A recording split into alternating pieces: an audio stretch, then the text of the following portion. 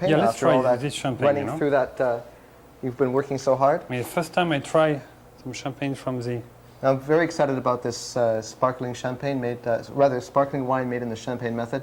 The winemaker is a good friend of mine, Eric von Krosigk, and this wine is from Pyramid Cellars in the Okanagan, interior of BC. So Olivier, what do you think? Very nice, very nice. One thing you can see, the bubble are very thin, and it's, it tells you the quality of this method champagne wine. This is one of the first things I look for too. Is how fine the bubbles are. Because if the bubbles are really large, then the champagne explodes and all the effervescence is gone. Anyway, it's a very good work. As I said already, I'm very excited about this wine. I think it's extraordinary. And anyway, I had an opportunity to sit down with Eric von Krosigk, my friend, and also my friend Stephen Cipes, Steve Cipes of Pyramid Winery in the Okanagan. Let's take a look at that day's visit, and we'll be right back.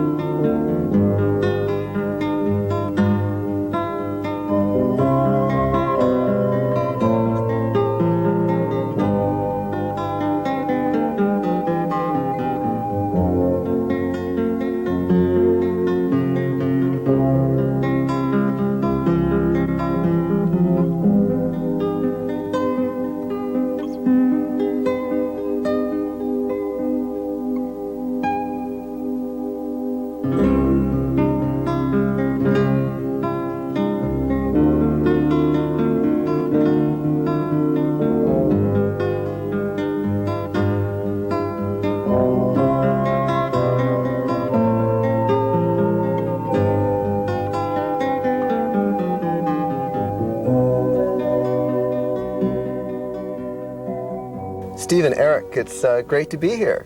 Thank you, Gary. It's good to be here and have the pleasure of your company too. I appreciate. Well, thank you very much. Appreciate the opportunity to share these things with you and our excitement about our new venture. A typical, beautiful Okanagan October. Isn't it gorgeous? Day. Yeah. The weather is fantastic. Just beautiful. Yeah, Just we beautiful. really lucked out. Yeah, a real Indian summer. Now, what do you have here?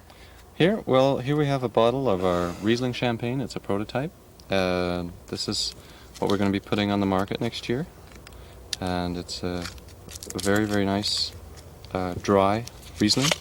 And you guys are focusing on making champagne method wines here in the Okanagan Valley. That's a bit of a story if you're interested. Yeah, you bet.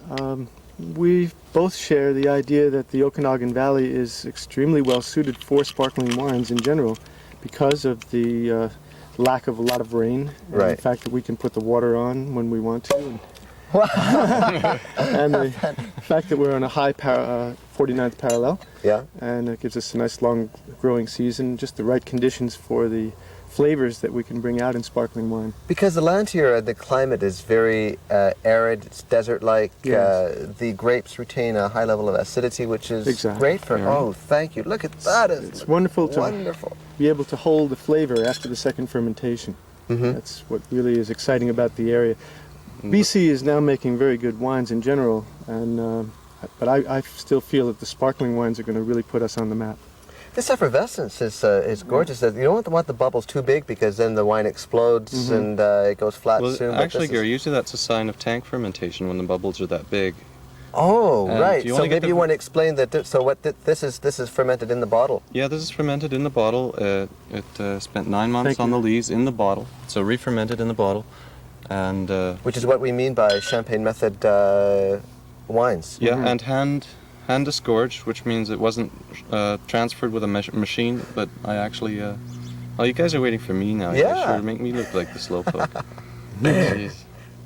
It sounds wonderful. Doesn't it? It does. Yeah, it's so loud. I don't know if anything. And it smells sweet. And you know what's so typical of really fine champagne method made wines is that to me it smells like fresh baked bread. Yes. The wines often. It's just it's the anticipation is killing me. Good to see you, Gary. Thank you. Good to see you, Jerry. And I appreciate you guys taking the time to sit down because, as I mentioned, it's October and these guys are really busy. It's the harvest, it's the crush, Yeah. and You can see the pickers out in the field now. We're in the middle of all this stuff. You got to bother us with all this. I know, I'm sorry, but you know, it's better to do it now than in the middle of winter or something when there's nothing to see. Yeah. But and behind us, talking about seeing things. Now this is one of the Pyramid Cellars. This is a 30-foot by 30-foot pyramid with a cellar underneath it, and our plans are to put a 90 by 90 out where the beautiful view of the lake is, with a over 8,000 square feet of cellar area. And you were telling me earlier that all the materials are very natural and all organic type materials. There's no metal in the structure.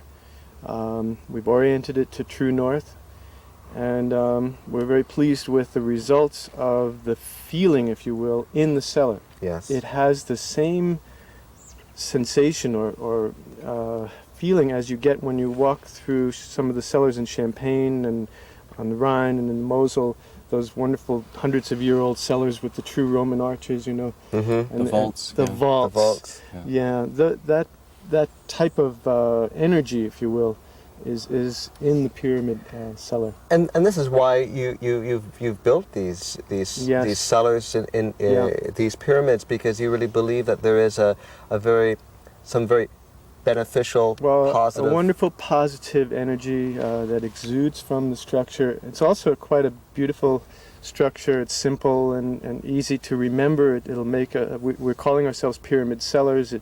It's a name that people can remember. And It'll certainly stand out, as will your cellars on the horizon. That's Yeah. great. And you guys have a very holistic view on the whole making of your wines. Yeah, and, we actually start with the vintners. We grow ourselves grapes here on the property, and we have vintners that grow for us. And we start with the soils. We make sure that they don't leach out their soils, and making sure they're putting organic matter back in. And then we, go through them with all of the rearing and the caring for the grapes.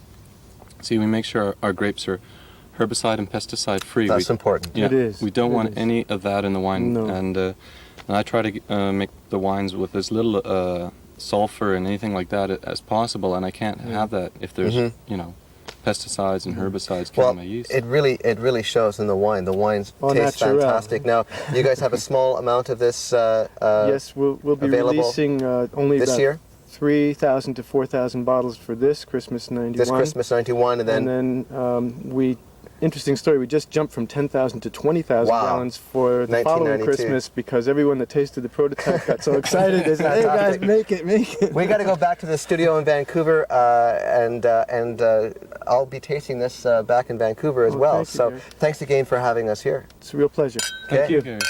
Cheers. Cheers. Cheers.